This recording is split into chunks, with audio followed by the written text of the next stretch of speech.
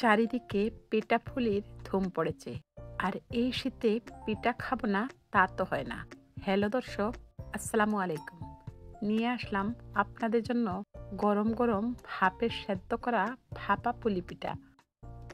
আর এই গরম গরম ভাপা পুলি পিঠা কতটা সফট এবং তুলতুলে হয়েছে আপনারা নিশ্চয়ই দেখেই বুঝতে পারছেন।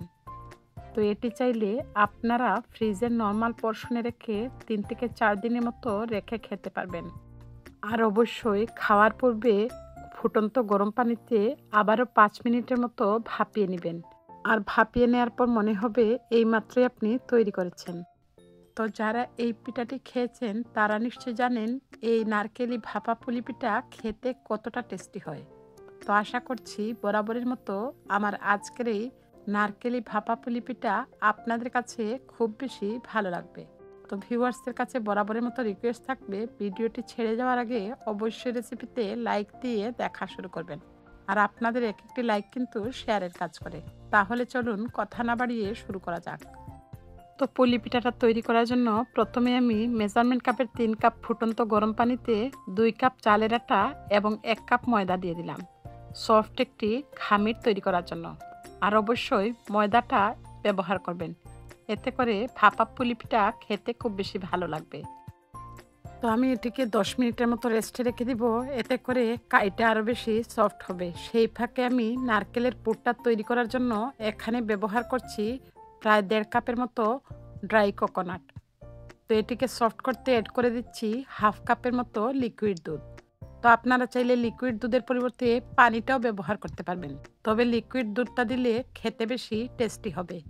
যেহেতু ড্রাই কোকোনাটে নারকেলের দুধটা উঠিয়ে নেওয়া হয়, সেজন্য লিকুইড দুধটা দিলে এর থিকনেস এবং টেস্টটা ভালো আসে। তো দেখুন, আমি নারকেলটাকে দুধে ভিজিয়ে নেওয়ার পর একটি ফ্রাইং প্যানে অ্যাড করে দিচ্ছি, এতে করে কিন্তু প্যানের গায়ে লেগে যাবে না। তো নারকেলটা অ্যাড করার পর এতে আমি হালকা একটু লবণ অ্যাড করে দিচ্ছি, যেহেতু আমি এখানে ছোলা গুড়টা ব্যবহার করব। তো 1.5 কাপ নারকেলের জন্য আমি 1/2 কাপের চাইতে একটু বেশি গুড় অ্যাড করে দিলাম। তো চুলার আঁচ মিডিয়ামে রেখে গুড় এবং দুধটা শুকিয়ে নেওয়া পর্যন্ত আমি নারকেলটাকে ভেজে নিব। আর অবশ্যই গুড়ের এবং দুধের পানিটা শুকিয়ে নেওয়া পর্যন্ত নারকেলটাকে ভেজে নিতে হবে। তো ভাপা পুলি পিঠার নারকেলের এই পুরটাকে আরও বেশি টেস্টি করতে এতে অ্যাড করে দিচ্ছি গুঁড়ো দুধ প্রায় 3 টেবিল চামচের মতো। আর অবশ্যই গুঁড়ো দুধটা দেওয়ার চেষ্টা করবেন, এতে করে পুরের টেস্টটা অনেক বেশি বৃদ্ধি পাবে। তো এই পর্যায়ে আমি সুন্দর একটি ফ্লেভারের জন্য সিনামন সুগার বা দারুচিনি দিয়ে তৈরি করা সুগার পাউডারটা অ্যাড করে দিলাম। তো আপনারা চাইলে এইখানে আস্ত এলাচ অথবা এলাচ গুঁড়াটাও ব্যবহার করতে পারবেন। তো দেখুন, আমার নারকেলের পুরটা কিন্তু খুব ভালোভাবে পানিটা শুকিয়ে নেওয়া পর্যন্ত ভেজে নিয়েছি। তো ফাইনালি ভাপা পুলি পিঠা তৈরি করার জন্য পুরটা কিন্তু অলমোস্ট তৈরি করা হয়ে গেছে। এবারে আমি এটিকে হালকা একটু ঠান্ডা করে নিব। তো সেই ফাঁকে আমি চালের গুঁড়ার আটাটাকে খুব ভালোভাবে মথে নিব। তো আমি আটাটা 10 মিনিট আগে নামিয়ে নিয়েছিলাম এবং কিছুটা গরম থাকতে থাকতে আটাটাকে খুব ভালোভাবে মথে নিচ্ছি। তো আমার আটার ডোটা কতটা সফট হয়েছে আপনারা নিশ্চয়ই দেখেই বুঝতে পারছেন। আর অবশ্যই হাতে সহ্য হয় এই অবস্থাতে গরম থাকা অবস্থায় আটার ডোটাকে মথে নেবেন। এবারে আমি এইখান থেকে ছোট ছোট লিচি আকারে তৈরি করে নিচ্ছি পিঠাটা তৈরি করার জন্য। তো আপনারা যে সাইজের পিঠা তৈরি করবেন সেই অনুপাতে লিচিটাকে কেটে নেবেন। তো আমি ছোট ছোট করে তৈরি করে নিচ্ছি। তো লিচিটাকে আমি হালকা একটু বাটির মতো তৈরি করে নিয়েছি এবং আমার পছন্দ মতো নারকেলের পুরটা দিয়ে দিচ্ছি। তারপর আমি চারদিক বন্ধ করে দিয়ে মাঝখানটা একটু ফাঁকা করে রাখলাম। তো আপনারা চাইলে কিন্তু পুরোটা মুখও বন্ধ করে দিতে পারেন। তো এইভাবে আমি অনেকগুলো পিঠা তৈরি করে নিয়েছি। কিছু পিঠার আমি মুখটা বন্ধ করে দিয়েছি এবং কিছু পিঠা আমি মুখটা খোলা রেখেছি। তো দেখুন, কথা বলতে বলতে অনেকগুলো পিঠাই আমি তৈরি করে নিয়েছি। তো ছোট্ট ছোট্ট কিউট কিউট ভাপা পুলি পিঠা কিন্তু অলমোস্ট তৈরি হয়ে গেছে। তো পিঠাগুলো যেহেতু তৈরি হয়ে গেছে, এবারে এগুলোকে ভাপিয়ে নেওয়ার জন্য চুলায় আমি অলরেডি একটি প্যানের মধ্যে বেশ কিছু পানি দিয়ে দিলাম এবং পানিটাকে মিডিয়াম আঁচে গরম করে নিব। সেই ফাঁকে আমি পিঠাগুলোকে একটি ক্যালেন্ডারের উপরে বিছিয়ে নিব। তার আগে আমি একটি টিস্যুর মধ্যে তেল বিছিয়ে ক্যালেন্ডারটাতে লাগিয়ে নিচ্ছি, যেহেতু পিঠাগুলো ভাপে সেদ্ধ হওয়ার পর উঠতে চাইবে না। তো একে একে আমি পিঠাগুলোকে সাজিয়ে নিচ্ছি। তো আমার পিঠাগুলো কিন্তু অলমোস্ট সাজানো হয়ে গেছে। এই পর্যায়ে আমি ফুটন্ত গরম পানি ঢাকনাটা সরিয়ে নিয়ে ক্যালেন্ডারটাকে বিছিয়ে দিলাম। তো পিঠাগুলো যেহেতু খুব বেশি বড় আকারে তৈরি করিনি, এটি তৈরি হতে মাত্র 15 মিনিটের মতো আমার সময় লেগেছিল। আর ঢাকনার গায়ে যে ছিদ্র ছিল সেটি আমি বন্ধ করে দিয়েছিলাম। এবারে আমি চেক করে নিচ্ছি পিঠাটা পারফেক্টলি তৈরি হয়েছে কিনা। তো আমি একটি চাকুর সাহায্যে চেক করে নিচ্ছি। যদি চাকুর গায়ে কিছু লেগে না থাকে তাহলে বুঝে নেবেন পিঠাটা অলমোস্ট তৈরি হয়ে গেছে। তো আমার পিঠাটা পারফেক্টলি তৈরি হওয়ার পর একটি প্লেটের মধ্যে নামিয়ে নিলাম। গরম গরম ধোয়া ওঠা ভাপা পুলি পিঠা দেখতে যতটা লোভনীয় হয়েছে, খেতে কিন্তু তার চাইতেও বেশি মজার ছিল। তো আমার চ্যানেলে ভাজা পুলি পিঠা, নারকেল দুধে ভরা দুধ পুলি পিঠা, মালপোয়া পিঠা ছাড়াও কিন্তু বিভিন্ন ধরনের পিঠা ছাড়াও ডেজার্ট আইটেম আছে, আপনারা চাইলে ভিজিট করতে পারেন।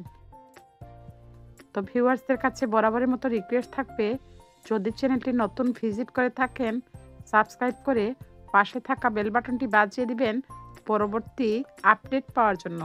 আর যদি খুব বেশি ভালো লাগে, ইচ্ছে হলে ফ্রেন্ডস এবং ফ্যামিলির সাথে শেয়ার করতে পারেন। তো দেখা হচ্ছে নেক্সট এপিসোডে। ততক্ষণ পর্যন্ত আপনাদের সবার সুস্থতা এবং মঙ্গল কামনায় আজকের মতো বিদায় নিচ্ছি। সবাই ভালো থাকবেন, সুস্থ থাকবেন, আর আমার এই ছোট্ট চ্যানেলটিকে এগিয়ে নিয়ে যেতে আমার চ্যানেলটির সঙ্গেই থাকবেন। আল্লাহ হাফেজ। আসসালামু আলাইকুম। আসসালামু আলাইকুম। লোভনীয় স্বাদের আলু এবং সাতকরা দিয়ে দুর্দান্ত স্বাদের গরুর মাংসের একটি রেসিপি নিয়ে আপনাদের সামনে আবারও হাজির হয়ে গেলাম। আর আমার এই কারির কালারটা দেখে নিশ্চয়ই বুঝতে পারছেন কতটা লোভনীয় হয়েছে। তো আমাদের সিলেটের একটি ঐতিহ্যের অংশ হচ্ছে এই সাতকরা। তো যারা খেয়েছেন তারা নিশ্চয়ই জানেন এই সাতকরা কতটা টেস্টি হয়ে থাকে। তো আপনারা চাইলে এই সাতকরা দিয়ে কিন্তু টকও রান্না করে খেতে পারেন। তো আশা করছি বরাবরের মতো আমার আজকের এই আলু এবং সাতকরা দিয়ে গরুর মাংসের এই রেসিপিটি আপনাদের কাছে খুব বেশি ভালো লেগেছে। তো ভিউয়ার্সদের কাছে বরাবরের মতো রিকোয়েস্ট থাকবে, রেসিপিটি দেখার শুরুতে লাইক দিয়ে দেখা শুরু করবেন। তাহলে চলুন কথা না বাড়িয়ে শুরু করা যাক। তো আজকের এই আলু এবং সাতকরা দিয়ে গরুর মাংসের রেসিপিটি আমি হাতে মেখে রান্না করব। সেজন্য অফ স্ক্রিনে আমি মাংসগুলোকে খুব ভালোভাবে ধুয়ে পরিষ্কার করে পানি ছড়িয়ে নিয়েছি। আর এখানে হাড্ডি সহ 1.5 কেজি গরুর মাংস আছে। এছাড়া এই কারিটি রান্না করার জন্য এখানে আমি 2 কাপের মতো পেঁয়াজ কুচি নিয়েছি 3টি তেজপাতা, 5 থেকে 6 টুকরো করে দারুচিনি, এলাচি, লবঙ্গ এবং গোলমরিচ নিয়েছি। সাথে নিয়েছি 1 টেবিল চামচ করে আদা পেস্ট এবং রসুন পেস্ট। মাঝারি সাইজের 3টি আলুকে আমি আমার পছন্দ মতো টুকরো করে নিয়েছি 1.5 টেবিল চামচ করে মরিচের গুঁড়া এবং ধনিয়া গুঁড়া। সাথে নিয়েছি হলুদের গুঁড়া 1 চা চামচ। এছাড়া নিয়েছি স্বাদ মতো লবণ এবং রিফাইন অয়েল 1/3 কাপ। এবারে আমি এই কারিটা যেহেতু হাতে মেখে তৈরি করব, সেজন্য প্রথমেই গোটা গরম মশলাগুলো অ্যাড করে দিচ্ছি। দিয়ে দিচ্ছি পেঁয়াজ কুচি। তারপর আমি এতে অ্যাড করে দিচ্ছি আদা পেস্ট এবং রসুন পেস্ট। দিয়ে দিচ্ছি স্বাদ মতো লবণ। একে একে অ্যাড করে দিচ্ছি গুঁড়া মশলা। তো ঝাল এবং মশলাটা আপনাদের পছন্দ মতো অ্যাড করে দিতে পারেন। অ্যাড করে দিচ্ছি সবশেষে রিফাইন অয়েল। এবারে আমি খুব ভালোভাবে হাত দিয়ে সমস্ত ইনগ্রিডিয়েন্টস মেখে নিব। আর মেখে নিলে গরুর মাংসে রান্না করতে যেমন সময় কম লাগে, খেতে কিন্তু খুব বেশি টেস্টি হয়। তো এবারে আমি ঢেকে হাফ অ্যান আওয়ারের জন্য রেখে দিব। তারপর আমি চুলায় বসিয়ে দিব।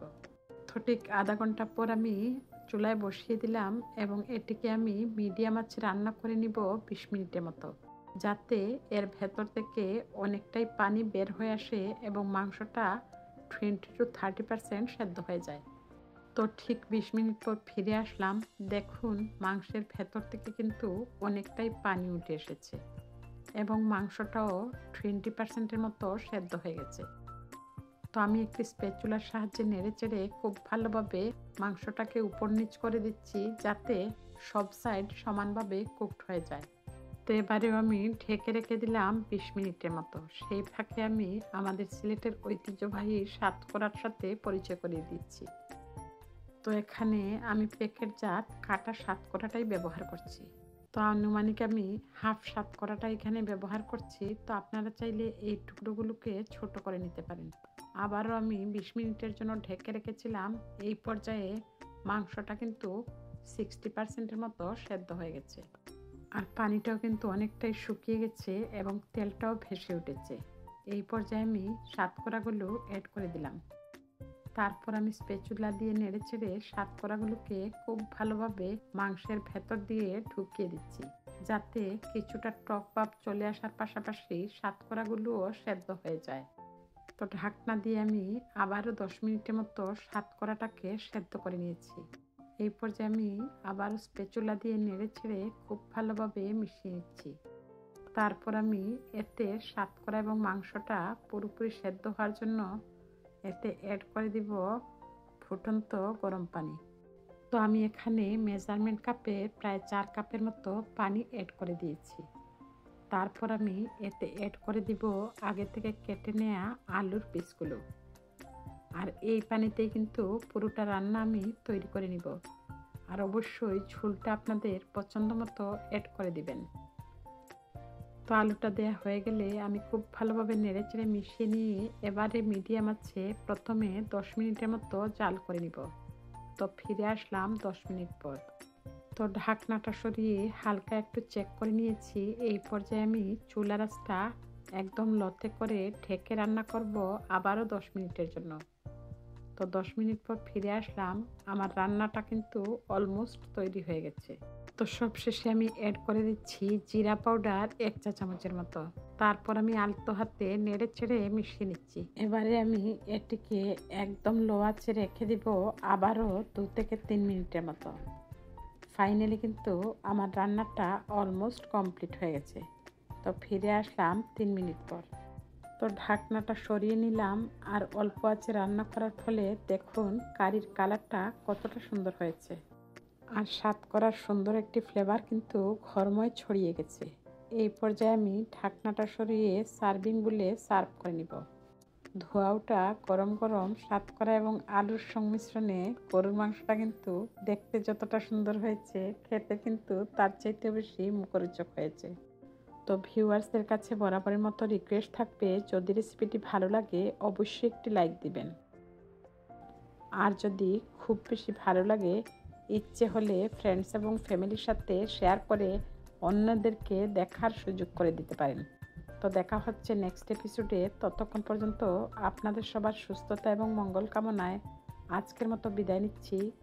সবাই ভালো থাকবেন, সুস্থ থাকবেন, আর আমার এই ছোট্ট চ্যানেলটিকে এগিয়ে নিয়ে যেতে আমার চ্যানেলটির সঙ্গেই থাকবেন। তো নেক্সট এপিসোড দেখার আমন্ত্রণ জানিয়ে আজকের মতো বিদায় নিচ্ছি। আল্লাহ হাফেজ। আসসালামু আলাইকুম।